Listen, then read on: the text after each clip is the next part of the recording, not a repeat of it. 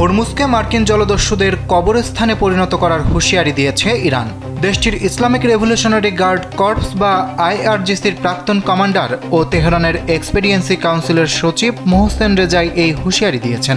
গুরুত্বপূর্ণ এই প্রণালী অবরোধকারী মার্কিন বাহিনীকে জলদস্যুদের সঙ্গে তুলনা করে এই জলপথকে মার্কিন বিমানবাহী রণতরী ও সৈন্যদের কবরস্থানে পরিণত করার হুমকি দিয়েছেন তিনি।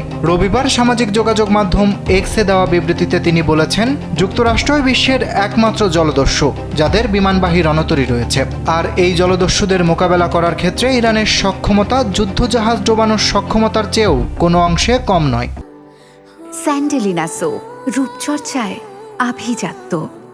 গত মাসে একটি F-15E বিমান ভূপাতিত করার ঘটনা উল্লেখ করে তিনি বলেন, আপনাদের রণতরী ও বাহিনীর কবরস্থানের মুখোমুখি হওয়ার জন্য প্রস্তুত হন, ঠিক যেমন ইস্পাহানে আপনাদের বিমানের ধ্বংসাবশেষ ফেলে রাখা হয়েছিল।